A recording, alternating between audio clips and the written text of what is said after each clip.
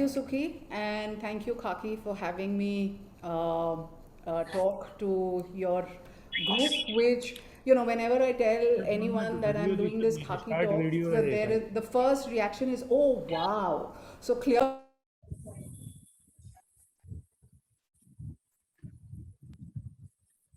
I think you're muted. Will you unmute yourself? Yeah. Can you hear me now? Okay. So I was saying that when I told people that I was going to do this Khaki Talks, their first reaction was, "Oh, wow." So, that's clearly such a great brand that you built. And so I'm really delighted to be here. And, to all the people who are attending, whatever questions you have, do send them either on the chat or whatever. And I'd love to have a conversation rather than a monologue. But when Diksha and some other members asked me to do this talk on business heroes, I also went through what Khaki does, and there was one point that stood out for me because one of the objectives of Khaki is building awareness and archiving. You guys do it for cultural heritage. I do it for family businesses. So, so that bit resonated with me, and I therefore found a connect between what Khaki does and what I do, and therefore I was more comfortable being part of the talk here. So, family businesses, I believe, are the unsung heroes of the Indian economy. I say that because we know they exist, we know that they are all around us, but we never acknowledge them and give them the kind of credit they deserve for all the good work that they do. Okay, so thank you. So, like I said, that I believe family businesses are the unsung heroes of the Indian economy because we know that they are all around us, but we never do acknowledge them and give them the kind of credit that they deserve. I am sure that not many of us who are here today would be aware that 80 to 90% of world commerce is in the hands of family businesses. 80 to 90%. And a lot of them are also run by families. A lot of them are also managed by professionals. Family businesses contribute between 60 to 80% to the GDPs of their respective economies. In India, I think that figure varies from 70 to 75, going all the way up to 80% of the GDPs contributed by family businesses. They are the biggest employers in every economy outside of the government, and family businesses deliver consistent and higher profits year on year compared to their counterparts. And we've all been through 2 years of pandemic is still ongoing. The other characteristic of family businesses is that they retrench lesser, they sack lesser number of people, especially when times are adverse. But we all think of family businesses as chota businesses, as local businesses, and sometimes we also think of them as unsavory characters. And actually, I wouldn't be surprised if many of you did feel like that, because there is a reason for this. And as I tell you about the reason, I will have to go into the heritage of family businesses, which is what Khaki does, goes into heritage. So let me tell you that India has always had family businesses. I mean, businesses in our blood. One of the 4 main castes in India is about business people, which is the Vaishyas. Pre-independence, maybe the businessmen were not looked upon with awe, but they were certainly not looked down upon. They were not looked down upon with suspicion. Like everywhere, there were a few businessmen who were seen and who were in fact exploiting the weaker workers. But then there were enough and more other businessmen, industrialists, who spend a lot of time, effort, energy, and more importantly, money on worker welfare. And later, maybe in the Q&A, I'll be very happy to talk about the kind of worker welfare activities that happened in those times. Now, pre-independence, the British masters also did not interfere too much with what the businessmen and the industrialists did. They were happy to let the industry and the industrialists thrive. The Britishers, in fact, felicitated them with padvis like Rai Bahadur, Raj Bahadur, even knighted a lot of business men and industrialists, Sir Puchkanwala and Sir Jijabai, and all of. So there's enough of felicitations that happened. And the Britishers were happy to do this because, the more the industrialists worked, the more taxes were collected by them. And the businessmen and industrialists, while they were working, and they had to do whatever they had to do with the government of that time, which was the British government, but they also supported the Congress, and they wanted to build industry as their contribution to nation building. And they saw their support to Congress as their support towards the cause of independence. And all businessmen, all industrialists had great hopes once India became independent. They thought now it was a time when they could finally build up speed and build bigger and better industries and actually do some nation building. But the new government showed early enough that they had a socialistic bent of mind. And in fact, even before 1947, when the provisional government was formed, I think it was in the mid 1940s, the businessmen had started getting enough indications that they would find the going a little tough with the new provisional government. And here, let me just tell you that Gujarmal Modi, who's the founder of Modi Nagar, and I will talk about him later. He had a chance to go to Lucknow, Uttar Pradesh, for some matters that needed sorting out. He was one of the leading industrialists at that time, mid-40s. He must have been the number 6 or number 7 industrialist in India.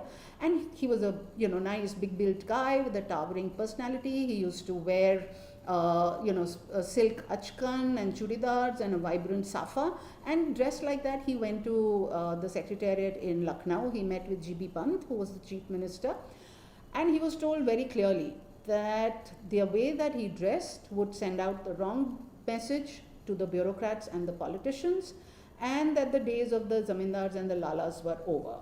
And Gujarmal Modi, being an astute person that he was, from the next day onwards, he started dressing in a simple white kurta pajama, and the safa was replaced by a Gandhi topi. So anyway, so the businessmen, industrialists were a little apprehensive, but they were full of excitement nevertheless, because after all, India was now fully independent and it was our country. But their worst fears came true when the British Raj was substituted with the license Raj. And then the taxes were increased to 97%. And there was a surcharge of wealth tax, which when you added, the tax that the rich people had to pay became 104%.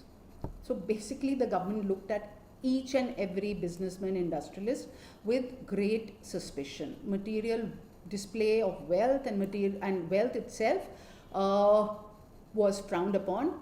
Soot poot became a bad word, and we all know what happened in the parliament when this government was called the Soot poot ki sarkar. So, soot poot has connotations going right back to that time.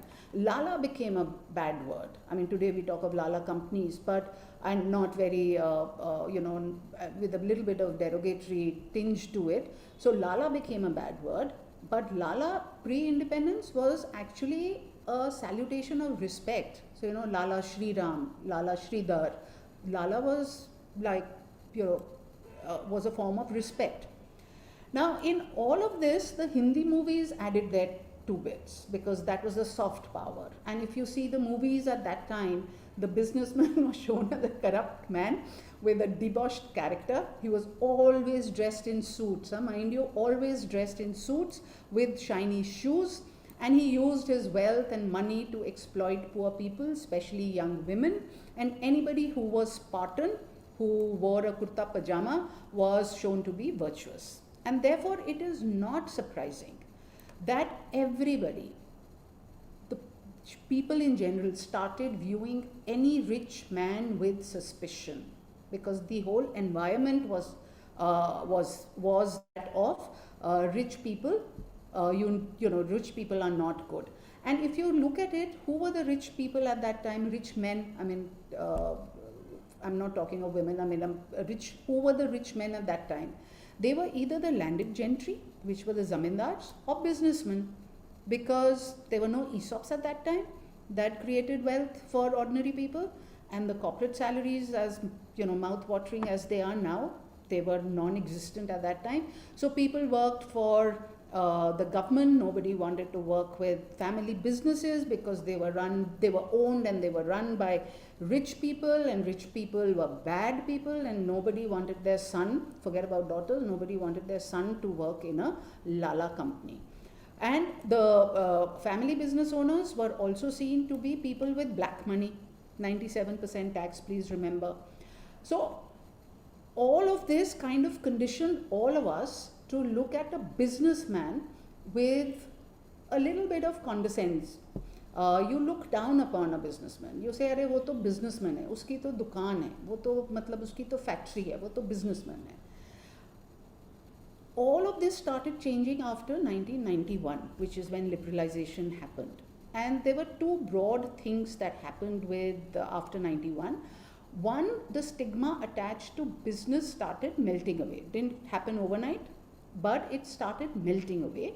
And two, the millennials who had been studying in the 80s and early 90s started coming, in the late 80s, 90s, started coming back from their wherever they were studying. And anybody who had money did try to send people overseas at that time. And they started working with their dads. They brought in, some bit of professionalism into their family businesses, but at that time they brought in a lot of technology. Society also was comfortable in celebrating success in business. And in fact, society started celebrating success. And the movie that comes to mind, which changed the whole scene as far as Bollywood goes, was Dil Chahta Hai, which made no apologies about, where these three boys, at that time boys, were unapologetic about their wealth, and they were not shown as debauched characters, they were not shown as corrupt, they were just PLUs, people like us. So from the time of, the 60s and the 70s, today we've come to a stage where, startup, which is an individual business, a lala company if you will, is aspirational. Working for a family-owned business is no longer seen as, कि तुम अपना career बर्बाद कर रहे हो. Failure is something that we all have gotten comfortable with, and headhunters tell me that when they meet people who have either failed in a job, made mistakes, or especially in startups, they actually wear it as a badge of pride. Very proudly they say, we failed, we learned, and we have moved on. We felicitate businessmen and industrialists. So when we do that today, we actually forget about the businessmen and entrepreneurs who worked pre-independence and pre-liberalization, and they worked in the most tough environment. I work a lot with family businesses, and when they tell me about the license Raj and about how they had to work, I'd always read about it, but to hear it from people who had to go through it, it's just another level. So they worked in some of the most tough conditions, but they worked hard, they set up industries, they set up businesses, and basically they laid a foundation on which the people of today, the successful businessmen and industrialists of today, they could build on that foundation that was laid pre-independence and pre-liberalization. And also, as the nature of family businesses is, that while 80 to 90% of world commerce is in the hands of family-owned businesses, one of the characteristics of family businesses is that 70% of them only last one generation, and only 3 to 4% make it to the third generation or beyond. So when you put this together with the industrialists of the 40s, 50s and 60s, it is not surprising that many of them and their business groups don't exist today, because if the survival rate is only 30% from first generation to second generation, and then another 10%, from second to third, it's not surprising that many of them are lost. Many of them are lost in history. And even if they exist, the businesses exist, they are in a fractured manner. And therefore, they are kind of forgotten, but their contribution is immense. And therefore, through my writings, so I write books, I write for newspapers, I bring out a magazine, and my speakings in forums like this and my videos on YouTube, I try to get the spotlight back on these heroes. And some of these heroes are completely forgotten, and some of them are more well known, more current, and more recognized. And today, what I do want to tell you, I want to tell you maybe 4 or 5 stories, depending on the time that I have, about these entrepreneurs. Really, what kind of a behind the scenes look. But before I do that, I want to share some of the learnings that I have had when I have worked in this space. So one is that there has been no family business owner, no patriarch or no inheritor who has not looked at failure up close. There is no business owner that I have come across who has not failed at least once. But the common thread that runs through all successful business owners is that they've gotten up, they've dusted themselves, and they've gone back to doing what they do. That was point 1. Point 2, that they have conviction in what they do. And some of them were ahead of their times. But if they believe in something, they will go ahead in spite of opposition, in spite of naysayers, in spite of whatever, and they will follow through with their conviction. 3, they all display a spirit of entrepreneurship. And I believe that while the spirit of entrepreneurship may or may not lead to success, I haven't come across any successful business owner who does not display the spirit of entrepreneurship.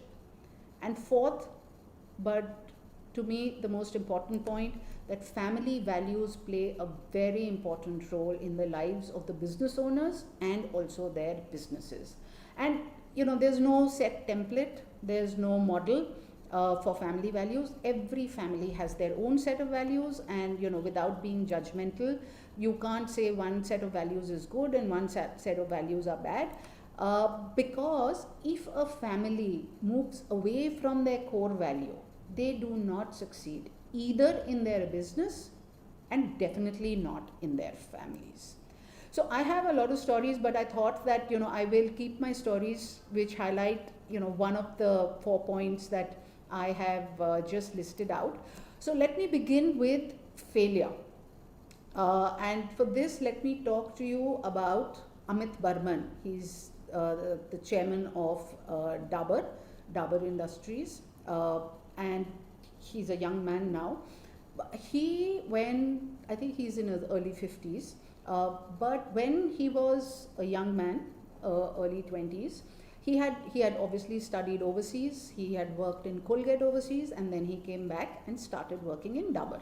And Dabur, before 1998 or 99, when McKinsey came in and basically told the family, keep away from the business if you wanted to grow.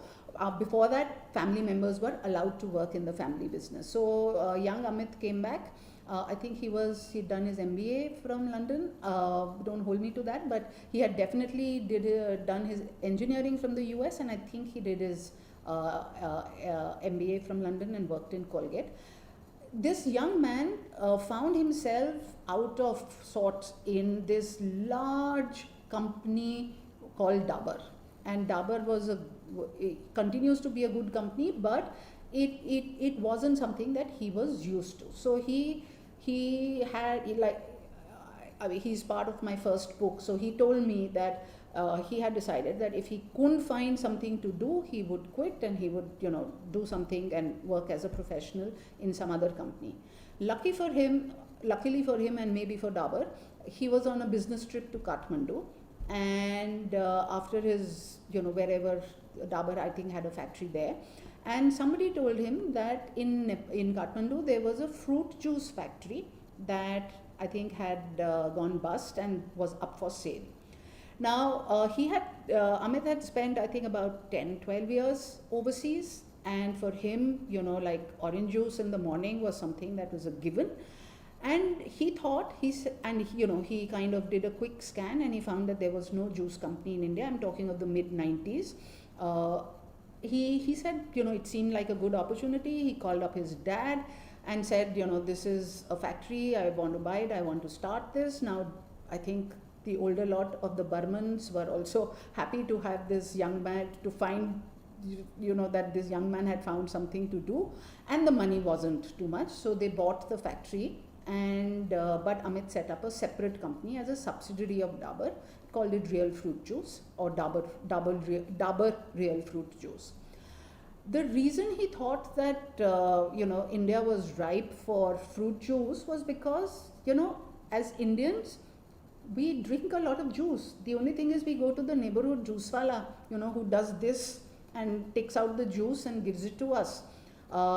In the mid 90s, it was common to see people, especially in the evenings or during the day, to be around the juice wala and having their juice.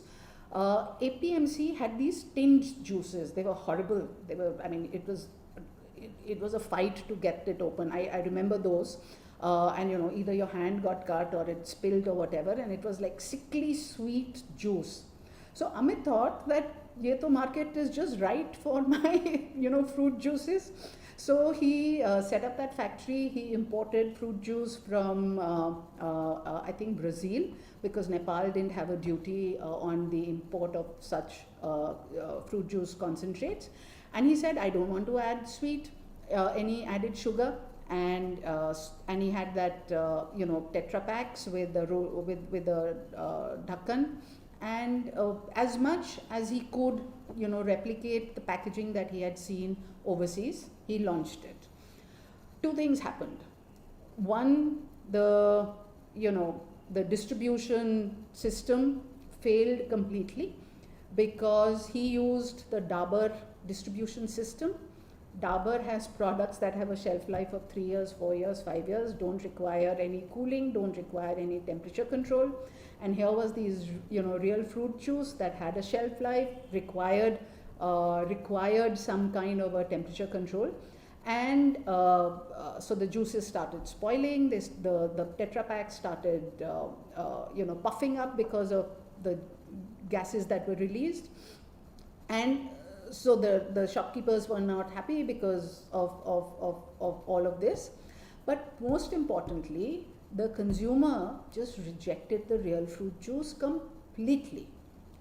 And Amit couldn't understand that, because he thought this was like really good fruit juice. But as he did some surveys, research, he found that Indians liked their fruit juice with sugar. So, no added sugar or real fruit juice just did not work for them. And when they opened the fruit juice, it was not orange in color, it was that yellow color. And they thought, ye to mango juice hai, isko aap orange juice bol rahe ho, ye to matlab this is not something that we like. So, much against his will, he had to add sugar, he had to add color so that people could start buying those juices. But it was again early days in this fruit juice market, and the company was making losses. And Amit, because of his characteristics, because of the fact that he was part of Dabur or the Burman family, he was able to get few good professionals from the industry to start working for Real Fruit Juice. And as Amit himself said, these guys thought कि अगर ये company fail हो जाएगी तो Dabur में तो हमें नौकरी मिल ही जाएगी. So so they were willing to invest a bit of their time with Real Fruit Juice. And Amit would, and there were family members on the board, and the family members were not used to seeing any losses in Dabur, because Dabur, with this huge portfolio of products, if say they launched a variation of Hajmola which didn't do well, because it was all part of that large company, it got the losses got hidden somewhere. So nobody was used to seeing losses. Here, Real Fruit Juice was a separate company, and therefore, every loss, every expense, every whatever revenue was clearly visible on a standalone basis. So the family didn't like that. Two, because of those earlier failures in the market, they thought that, because it's called Dabur, it had Dabur branding on it, they thought that it would bring a reputational loss to Dabur, the larger company. So for 2 years or 3 years, every board meeting, Amit says that he was told to shut down the business. And, they came hammer and tongs at him. And he said, if my last name wasn't Burman, I would have been sacked in the first 6 months. But because he was part of the family, they allowed him to continue. But every board meeting was really, really tough. But the tougher part for him after taking all that beating was to walk out with his chest out, because he could not let whatever happened to him affect the morale of his team, because if they got demotivated, there was no way that he would be able to get the company going. So those were challenging years when every quarter the company came close to being shut down. But this young team under Amit just persevered. They did whatever they had to do around packaging. They built their own distribution network. They launched new flavors. They did different kind of marketing, and slowly but surely, profits started happening.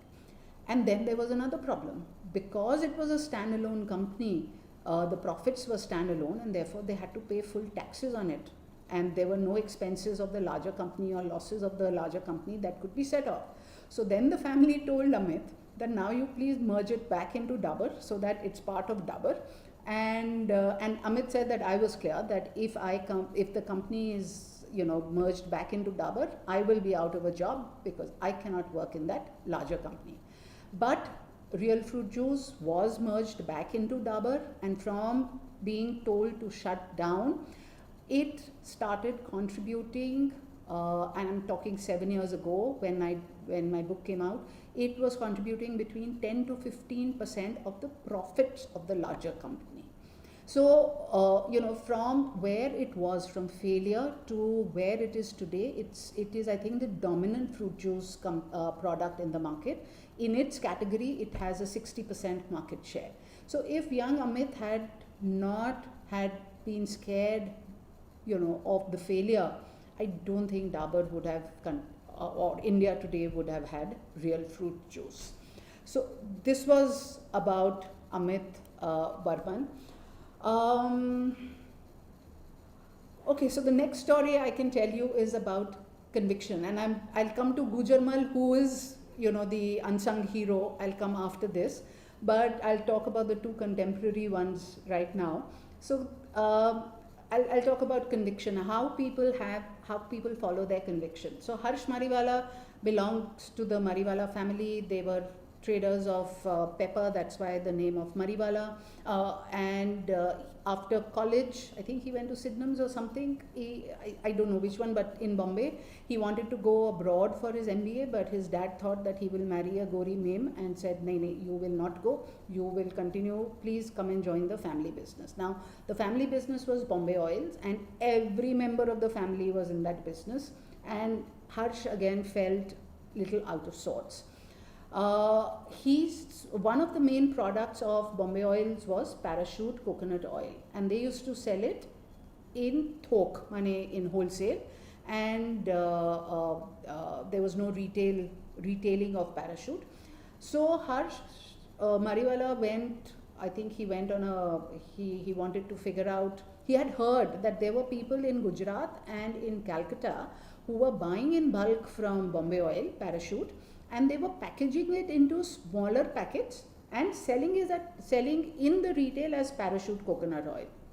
Because the quality was so good, Parachute already had a brand equity. So he thought that it was worth his while. He wanted to get into the retail business.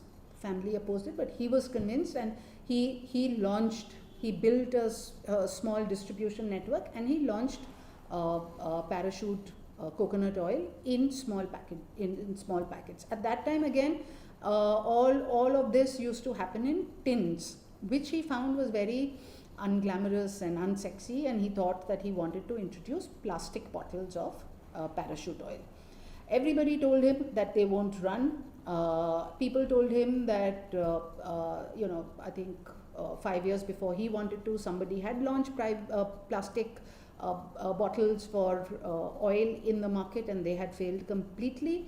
And he was told to not do this. But Harsh Mariwala was convinced that the way forward is in smaller packaging, in better packaging, and he wanted to launch parachute coconut oil in plastic bottles. But he also took note of the fact that everyone else who had launched oil in plastic bottles had failed. So he again asked his team to do some market research and study, and they found that the guys who had launched it like those tins, those square tins, and they had launched it and they had put it in the shops. Now, there are rats in all these kirana stores, right? And they like the smell of coconut oil for some reason. And so they would come and they would, latch on to these squares, plastic tins, if you can call them, packets, and they would try and nibble. And even if there was a small hole, the oil would start oozing out, and it would spoil a lot of the other stuff that was in the kirana stores. And again, I'm talking of the 90s, 80s and 90s, when kirana stores were like kirana stores. There were no modern stores.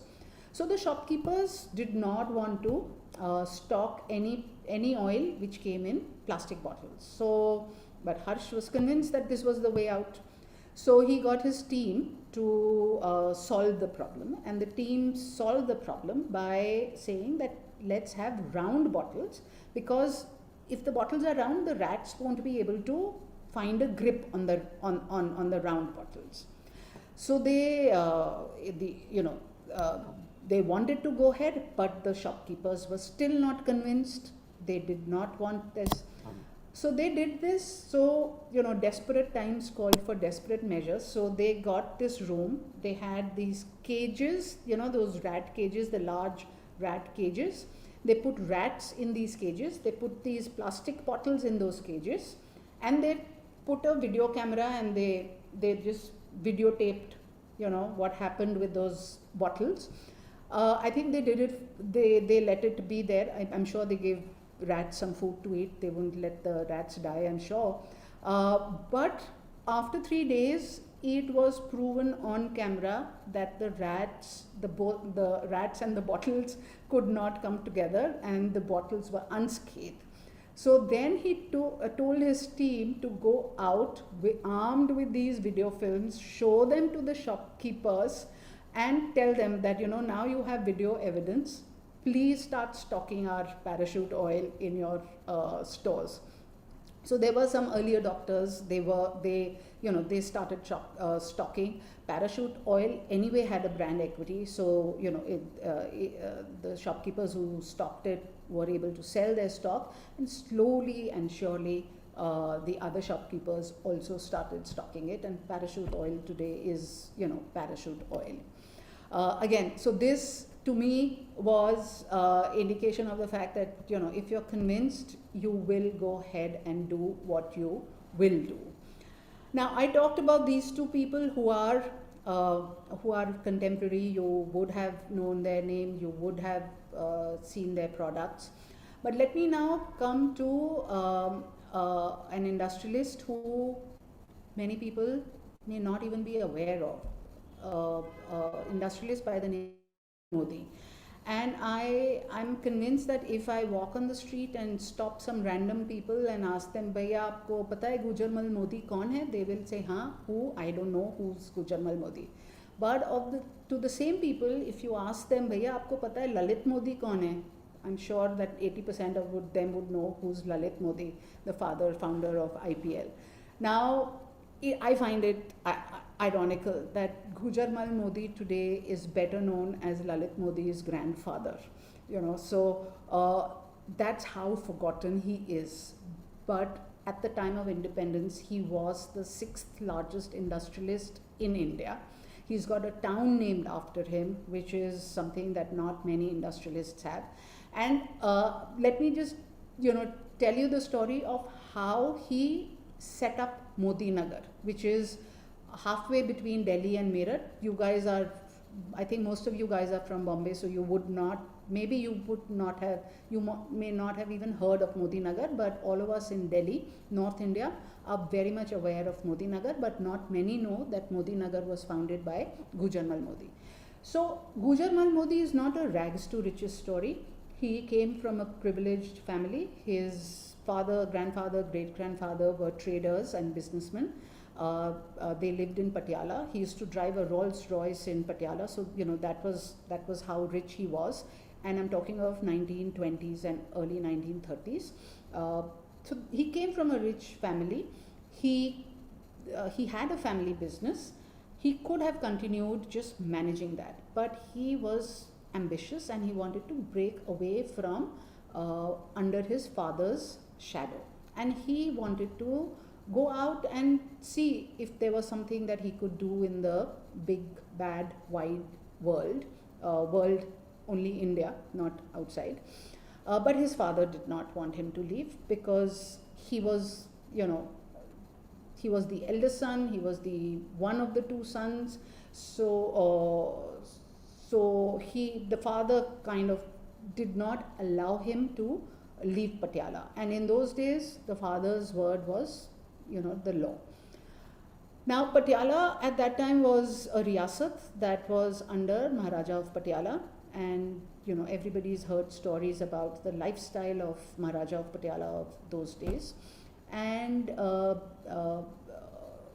the family also worked with the Maharaja. So, the Maharaja was aware who Gujarmal was, and Gujarmal was, of course, knew about the Maharaja. But the Modi family was a completely vegetarian family and completely teetotalers, not a drop of alcohol in the house, deeply religious. Gujarmal Modi, by I think 1932, he had tried a couple of times to leave Patiala, but succumbed to the emotional blackmail of his dad and had kind of resigned to spending his life in Patiala. But then what happened was that there was some celebration in the palace, Patiala ka Mahal mein.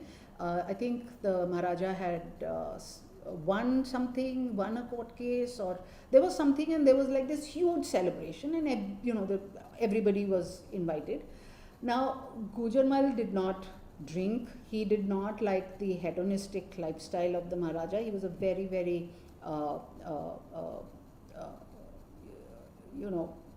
he liked his creature comforts, but he did not like the opulent display of wealth. So he thought कि मैं जाऊँगा, अपना मुँह दिखाऊँगा, congratulations बोलूँगा और आ जाऊँगा. मेरे को, I don't think that I'll spend some time there. So he went there. Maharaja was still inside while, he was outside. The palace was lit up and there was like general wine was flowing, there was music, and you can imagine a party, Maharaja Patiala. And various people kept coming and, trying to hand him a wine glass, but he kept refusing. Now the Maharaja started, Maharaja came out of the room and he was as usual surrounded by people. So Gujarmal went up to him to congratulate him. So the Maharaja was in an expansive mood, and there was somebody carrying a tray of wine glasses. So as Gujarmal Modi was chatting with the Maharaja, the Maharaja picked up a glass of wine, handed it to Gujarmal, and said, "Chalo, let's celebrate." Now Gujarmal said, "I don't drink, so I can't have it." Now that was a big thing, because who says no to a Maharaja? So the Maharaja insisted कि नहीं, आप you must have at least have a sip, because we are celebrating, and to a Punjabi having a drink and saying cheers is like a big, it's like normal. But Gujarmal said, "No, I will not drink." Now there's khusbus started around, the people who were around the Maharaja कि how can Gujarmal say no to a Maharaja? Maharaja is asking him very nicely. He's, how can you say no to a Maharaja? So anyway, he said no. He bowed his head, congratulated the Maharaja, and went off back home. Now the Maharaja next day was like really, really upset. And in those days, you couldn't jail people. The Riyasat, the Maharajas and the Riyasat people couldn't jail people without a proper court inquiry, but they could banish people. They could exile them. So the Maharaja exiled Gujarmal Modi. In the sense, Gujarmal Modi had to move out of the Patiala ka Riyasat. Now, Gujarmal Modi was hugely humiliated. To be banished from where you stay because you are a teetotaler and he of course had an ego. He of course did not like it. So he was deeply angry. But then at the back of his mind, this thought started that I've always wanted to get out. And my father was the one who stopped me. And now even my father cannot stop me. So, the anger started going down and the excitement started building up. And he looked at it as an opportunity to go out and do what he wanted to do. And the father was actually helpless. He knew that, maybe after 6 months or a year, he could work on the Maharaja and ask, get that exile wala order cancelled.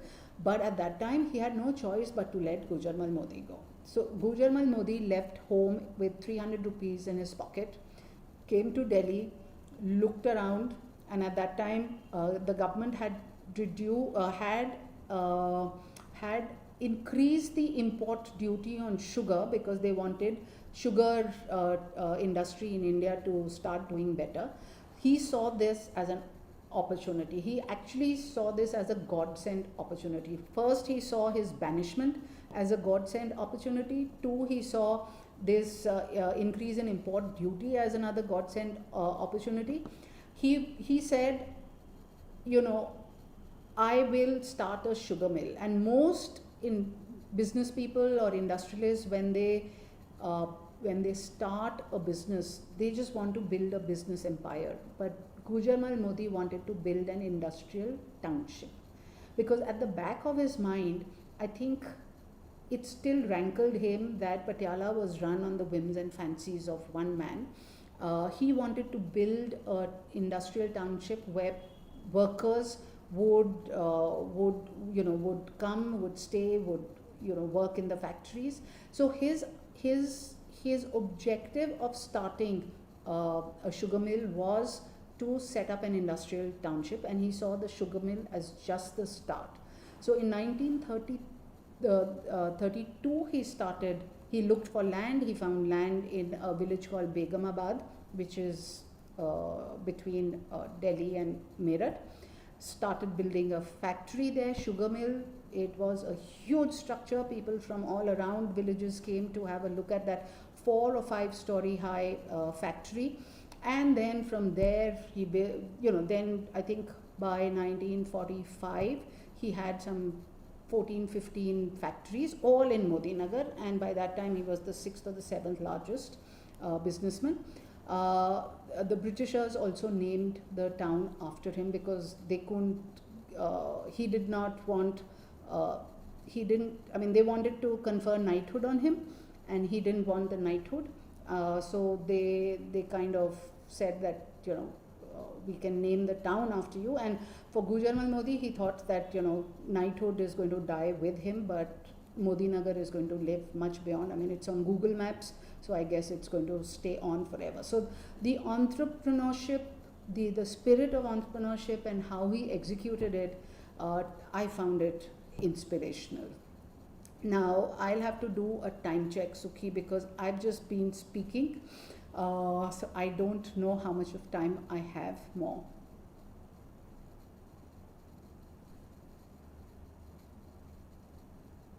Two minutes more.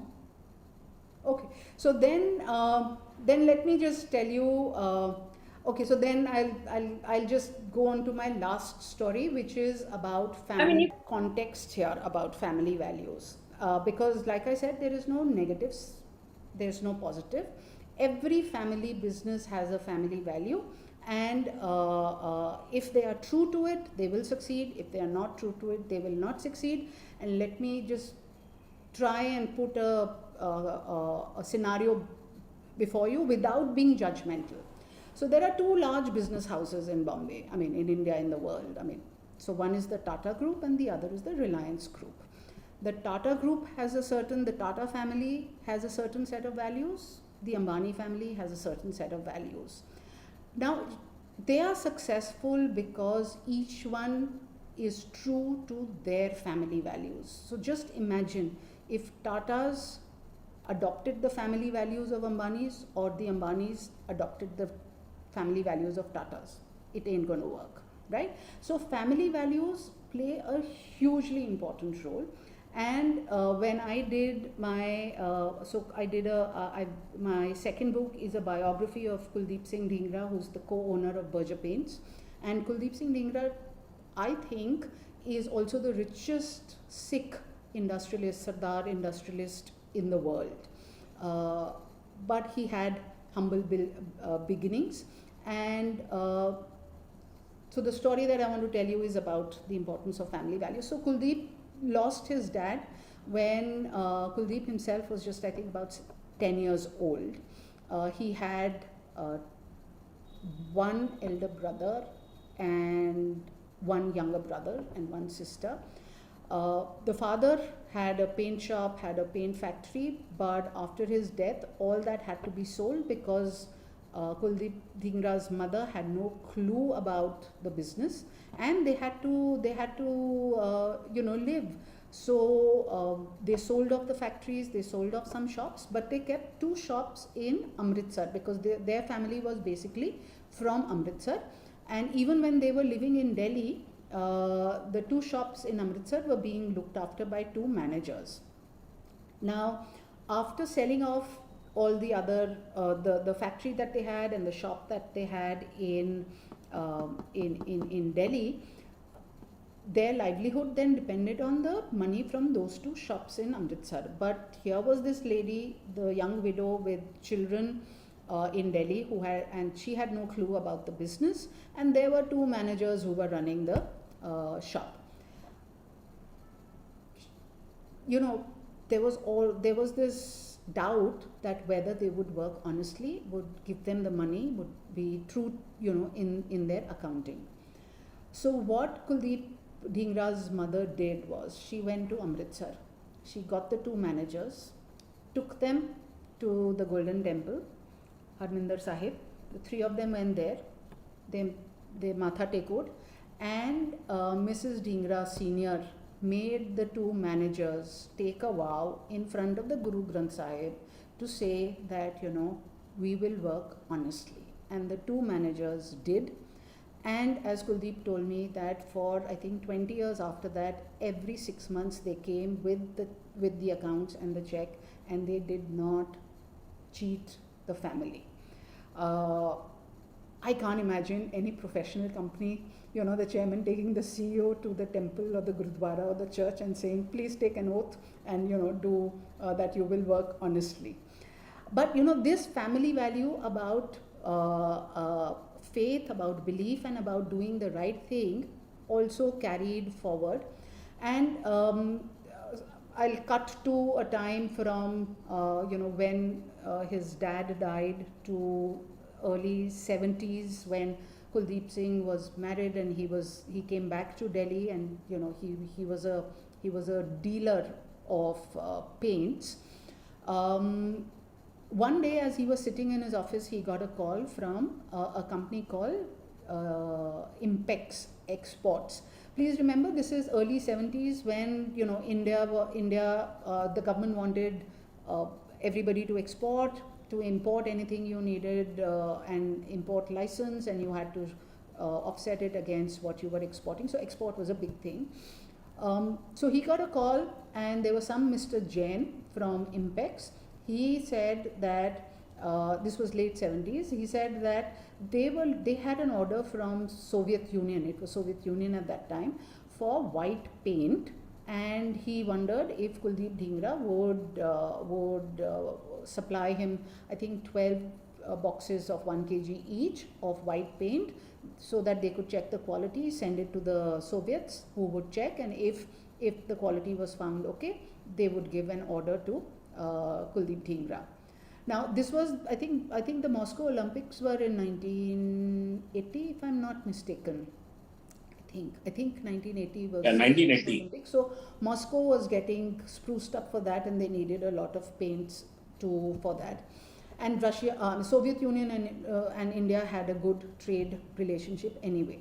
So Kuldeep Dhingra liked the idea, but he said कि as he says मेरे को लगा कि शायद वो 10 दुकानों से बात कर रहे हैं, सबसे 12 पेंट्स लेके उनको शायद अपना घर पेंट करवाना है फ्री में. So he said, I'll give you those 12 boxes, cans, but you have to pay me for it. I mean, he got paid, the quality was approved, and the paints, he started getting orders for export. And you know, the kind of money that you made in export was much higher than what you did in the local market. So through Impex exports, Kuldeep started getting orders from Soviet Union, and he started delivering those orders.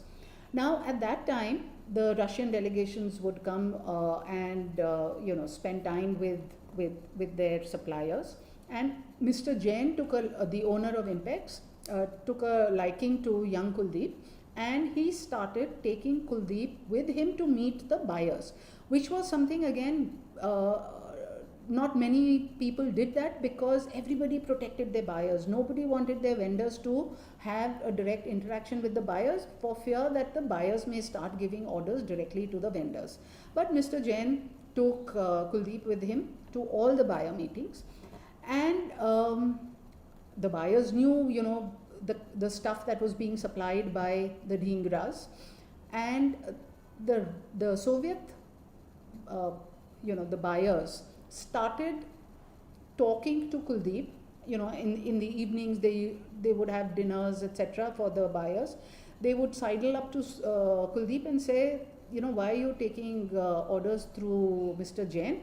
We will give you orders directly. Come and meet us at the embassy or the consulate tomorrow. And Kuldeep said that every time somebody told me that, come and meet us directly, I told them that I will deal only through Mr. Jain, because he's the one who's giving me orders. I cannot go behind his back. And when I was talking to Kuldeep, and I said, were you not even tempted once? Because if you were making X profit by supplying to Mr. Jain, you could have made 5x profit by supplying to the Soviets directly. And Kuldeep said, but वो मैं कैसे कर सकता था? क्योंकि Mr. Jain was the one who was giving us orders. How could I go behind his back? I mean, he said, that is not that's not the way that we work. So he kept refusing everybody. He told all the Soviet guys कि भी तुम Mr. Jain से ही बात करो. Now Kuldeep said a very interesting thing, that whenever he went for any meeting with Mr. Jain, there were always two people in the meeting. So one was the person who would be talking commercial, and there was one person who would sit quietly and only observe. And Kuldeep said that he was sure that the other person was part of the KGB, and that they had a file on him,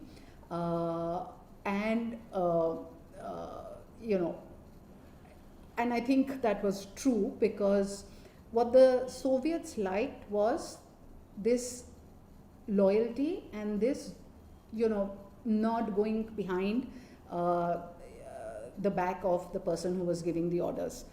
But, one day they called him for a meeting. This was the trade delegation that had come, and they called him for a meeting. And so Kuldeep went to his elder brother and said, मेरे को बुलाया है, मैं जाऊँ ना जाऊँ, Mr. Jain को बताना पड़ेगा. So the elder brother said, you go for the meeting. We'll tell Mr. Jain we are not going there to take any orders. Just go and meet them. So Kuldeep went to the Russian embassy, and there was this, again, two people sitting there. And so they looked at Kuldeep and said, you must have noticed that the orders have started coming down. So Kuldeep said, yeah, I've noticed that the orders have slowed down. I thought that, Moscow ko chahiye nahi itna paint. So those guys got upset ki nahi nahi, of course we need paints, but we have some payment issues with Mr. Jain. So we want to give orders to you directly because we like the quality. Now Kuldeep said that his mind was in a whirl, because on one hand they were saying that the Soviets were saying that they were going to stop the business with Impex, Mr. Jain, and therefore it would mean that he would not get any orders, and on the other side they were asking him if he would then take orders directly from them. So he said, Acha, I will have to think about it. I'll have to go and talk to my elder brother. So I'll let you know. So the Soviets, Russians, in their typical style, they leaned back in their chairs. They looked at Kuldeep and said, "Theek hai. I mean, okay, you have 24 hours. Tell us, let us know, within 24 hours." So his, meter started with his clock ticking. He ran back to the factory where his brother was. So the brother said, "Dekho, aisa hai ki if the orders are going to stop, so then then we are not being untrue to Mr. Jain. So we can take orders, but we have to A, go and tell Mr. Jain about it, and B, we need to compensate Mr. Jain for future loss of orders." Now they had no need to do that. So those were the days when cash was kept in safes inside the factories. So Sohan Singh Dhingra, who was the elder brother, opened up the safe, and Kuldeep had a satchel bag, filled the satchel bag with cash, and said, "You go to Mr. Jain, tell him, and just give him this money, basically to show our appreciation, and also that the orders are going to stop." So Kuldeep and the office had told Mr. Jain that Kuldeep would be coming. So Kuldeep went there and very, very shakily told Mr. Jain about the fact that the orders were the Soviets wanted to give him the orders directly, and he wanted to know what Mr. Jain thought. So Mr. Jain got really angry. He stood up and he said, "Kuldeep, मतलब तू ही अकेला एक बेवकूफ़ है जो अभी तक मेरे साथ टिका हुआ है. Everybody else has left me because yes, I have issues. Please go and take orders directly from them. You are the only one who's stuck by me." So Kuldeep's mind was he was happy. So then he said, "Acha ye bhai, my brother has sent this bag to you. This is cash for whatever." He said he has never seen Mr. Jain so angry. He was ready to hit him. He says, "Tu kya sochta hai? Is this about money? I think of you as my son. Dafa ho ja tu yahan se." And so Kuldeep said, he slid that satchel bag under the sofa and ran from there. And after that, Kuldeep Singh Dhingra's became India's largest exporter to the Soviet Union. And besides paint, you could think of, there was nothing that Soviet Russia was importing that was not going through Kuldeep Singh Dhingra. I mean, money-wise, he said you can't even imagine the money that they made because of the exports. He was given a diplomatic status in Moscow. He was given a house in the diplomatic area. He was given a chauffeur-driven car. He was convinced that the house was bugged by KGB. He was convinced that the chauffeur was a KGB agent. But he was feted and felicitated by the Soviets. And he says that the reason why Soviets trusted him was because he refused to take those orders directly when they would sidle up to him and say, "Why are you going through Mr. Jain? Just take the orders through us." So family values, good family values, again, not being judgmental, family values play a huge role in the success or failure of family businesses. I think I've exceeded my time. Sorry. I don't think happy to take questions before closing. Don't think anybody noticed that you exceeded time because I was saying that no one noticed the time because your stories were enthralling and relevant, and everyone was trying to apply it to many other businesses that they did not hear of or heard of, and so on. So thank you very much. A quick question for you. I know that you would have interacted a lot with the businesses in documenting their stories, but tell us a little bit about, you are hearing one side of the story. So tell us a little bit about your research process, where you would try to ratify these stories or get an external perspective to these businesses. Tell us a little bit about that. Okay, so when I write, so let me just quickly just take a little deviation and tell you what I do in family businesses. I look at the family, not the business, because my dealings as a banker, and while I was a banker, when I looked at the consultants, the lawyers, the chartered accountants, everybody focused only on the business. But in family businesses, just like you have a business strategy, you need a family strategy, because any dissonance in the family has an adverse effect on the business. And one of the reasons why family businesses have such low survival rates at every generation has nothing to do with the business. It has only to do with the family. So when I focus my work, and when I work with family businesses, and when I write and I speak, I focus on the people, I focus on the family. And the stories that I tell are about the people. So in my books, you won't even find maybe one turnover figure. There's no financial figure in it, because for that you can read any financial newspaper, you can read any financial magazine, you can Google all of that. The other thing is that when you look at a successful business owner, you see the spoils of success.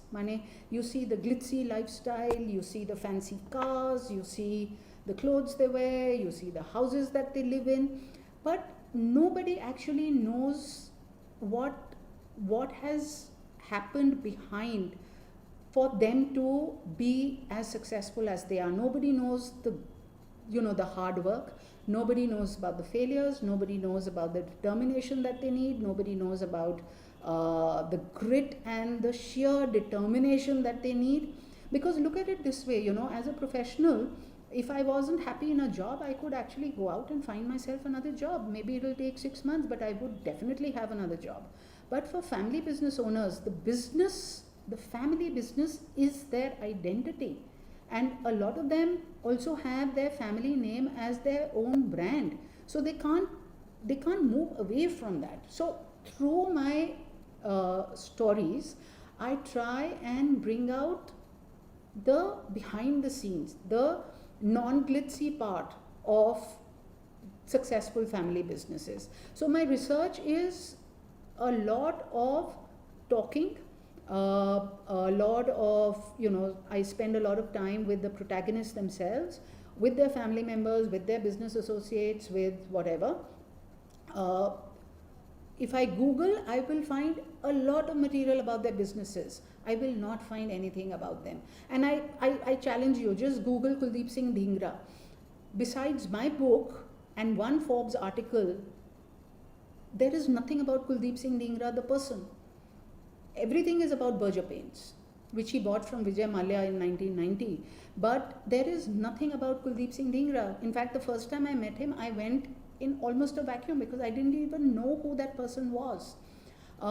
So I try and tell these stories so that people understand about what it takes to be successful. For example, family values. In business, we don't talk about family values. We talk about business values. But business values भी कहीं से आती हैं, family से आती हैं. So what is the role of family values? And again, if some of you, I hope, will be encouraged to read my books now, you will find that, I write the way that I speak. I tell stories. There's no, at the end of each chapter or at the end of each book, there is no paragraphs which say this is what I learned from, or this is what you can learn from this chapter. Different people pick up different learnings from what they're reading. So that's part of my research. It's a lot of speaking, a lot of meeting people, which I enjoy. So I don't even call it research. I just meet people. Utterly fascinating, and such a good aspect that's so little is known of. I'll share a couple of questions with you. Sahiti had asked very early on whether business families and tradesmen overall contributed to a delay in the independence, or did they expedite it? What was your view? What is your So I think the role of businessmen in independence was restricted to providing support, because politics is a full-time job and running a business is a full-time job. Um, I think politics and politicians need support of various kinds. So I do know that businessmen had their houses open. So whenever there were politicians or party workers from outside the city, they would come and stay with various businessmen. They definitely did provide money to the party. So their contribution was in providing moral and financial and other support. I can't say whether they expedited it. I can't say if they delayed it, but they, yes, contributed to it. She has another question. Do business families in India and all across the world do well and contribute such a high percentage to GDP, to the economy, because they have a captive customer over generations? Customers don't have a choice to go elsewhere. Customers are not captive. You can't hold on to a customer, because when the customer is buying something, and today we can buy online, but let's go back 40 years when we had no online. When you are at a shop and you see five brands of toothpaste, starting from Colgate to one local, there's nobody who's forcing you to buy something. So I don't think that there's a captive customer base. The reason they contribute so much to their GDP, to the GDP of whichever economies that they are in, is because 80 to 90% of the businesses are family owned. You think of some of the largest businesses, they may not be run by family, but they are owned by family. So IKEA, Viacom, Fidelity, Ford. I mean, think of any business, they're all owned by family. In India, Tata's 66% owned by Tata Trust, which is owned by the family. Reliance, Birla, take some of the largest ones. They're all Dabur, they're all family owned, but a lot of them are not run by family, and therefore you don't think of them as family business. Bata, family business. So that's the reason why their contribution is so high in the economy, is because there's just so many of them. Out of the 6.5 or 7,000 companies listed on the Bombay Stock Exchange, I think 70% are family owned. It's a lot of compliments in your way. There's a question from Meera Desai. Are you studying unicorns as well? And any observation? I'm not. I'm not. I am a historian. I only study old people. The young people, maybe I'll do once they become a little older. No, but that was aside. There are just so many family businesses that people don't know about, and I focus on that. Unicorns, hopefully, unicorns will have books written about them, but I'm not the one who's writing about them. Lilith Patel wants to know the reasons that second generation family businesses don't often survive. That's an interesting one. And so one is conflict, that if in the second generation, so the patriarch typically builds the business, and let's say there are three inheritors. If there is no will left behind by the patriarch, if he hasn't proclaimed how the business is going to continue, more often than not, the brothers fight. I mean, look what happened with Reliance. The business did split. One brother's doing well, the other one's business is practically, grounded completely. So that's one of the reasons when the businesses split. The other reason is where the inheritor has not been given the right messaging from childhood. And I don't know how many of us here today who are on this are professionals, and how many of I let me just talk about us as professionals. My peer group, we all came from service background, as it's called. Our parents were, we've all had average middle class upbringing, right? Money was never in abundance. We were not poor, but we were not rich. There were times of hardship, there were times of non-hardship. But we have ridden the boom of liberalization, and therefore we, in our, by the time we had our own kids, we had significantly more money than our parents did when they were our age. But because we had gone through hardships, we did not want our children to go through the same hardships. So we overcompensated them. We gave them things even before they needed it. And as a result, children, and for no fault of the children, the second generation did not have the same value for money as the earlier generation did. And this is even more in business families, because when the patriarch starts a business, that life is far tougher than an average service middle class family, because starting a business and running a business, paying those salaries, it's a tough life. Therefore, they did not want their children to go through the same level of toughness and whatever. So they also overcompensated them. And as a result, a lot of the inheritors did not have the same value for hard work, for money. So that's the second reason why second generation does not do as well as the first generation. And I'm generalizing. I'm not saying this is universal.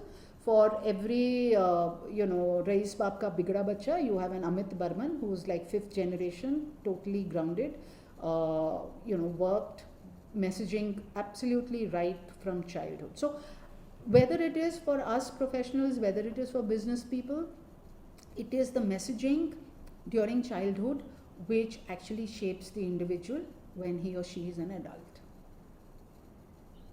Thanks. So there is a question from Abhishek. He asks, in case of businesses who are only owned but not run by families, how do the owners of families make sure that the company runs according to the values that they've prescribed? So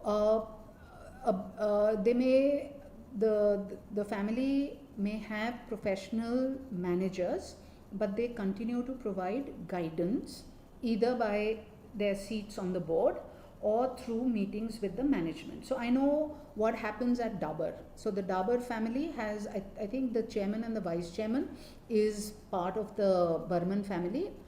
After that, no Burman is allowed to work in Dabur, the core business. But every quarter, the family council of the Burman family has a meeting with the CEO of Dabur and maybe the top management, understands from them what Dabur is doing, gives them the guidance. So again, what I have seen, even when there is professional management, the guidance comes from the family through various structured governances, some of which also include being on the board. So Vetri has a flip side to that question. He says he enjoyed listening to your stories. How do family businesses interpret their responsibility to the outside shareholders? How do they interpret their responsibilities to the outside shareholders? To the outside shareholders. To the outside shareholders. Again, maybe I haven't met the wrong kind of family business owners. I've met maybe the right kind of family business owners. But the sense of ownership, the sense of pride that a family has in their business is huge, because that is their identity, and therefore they will not do anything where either the customer or an average shareholder has any reason to to complain is maybe not the right word, but Suffer. they will, yeah, suffer, or they want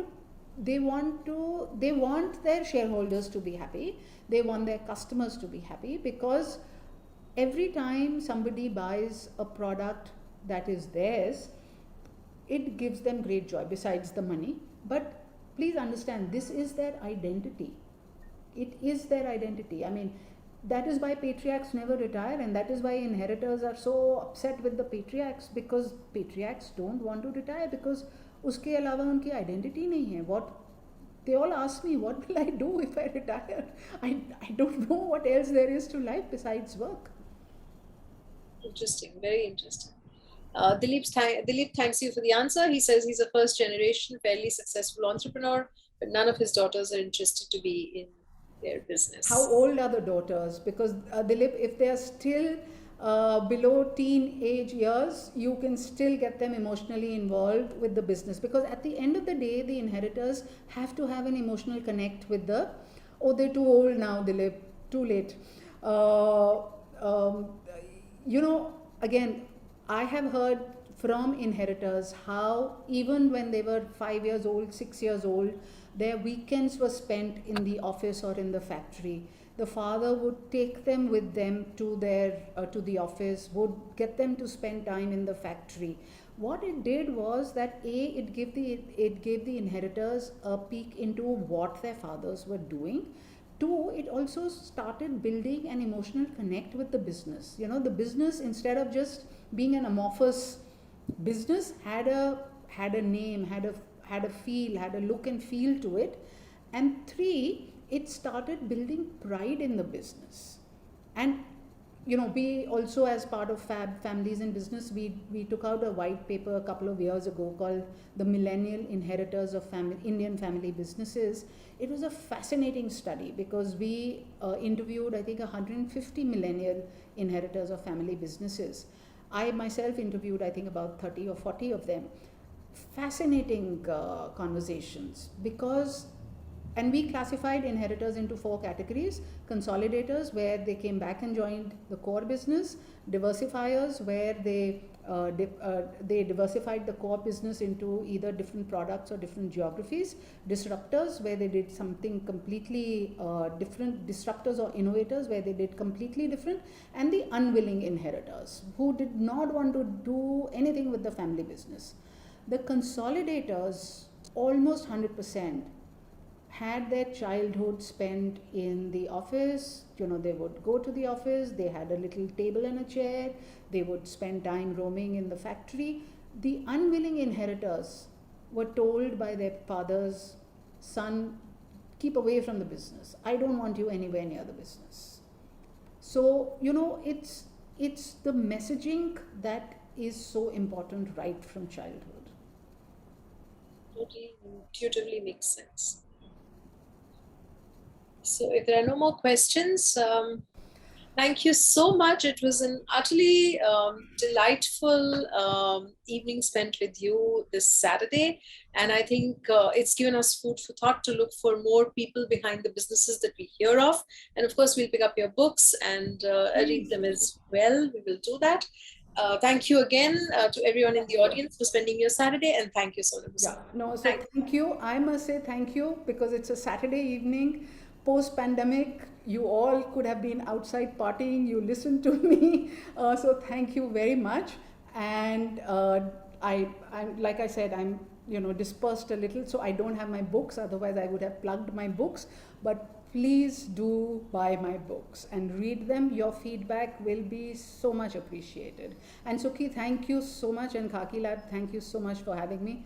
I've enjoyed a captive customer base, captive audience. Thank you. The compliments are still pouring in, but we'll let you go. Thank you so much. Thank you, Sukhi. Fabulous, Sonu. Was fabulous. Really enjoyed it. Thank you. Thank you. Okay. Bye. Bye. Okay, now you can go and party. Okay. The night is still young. Bye.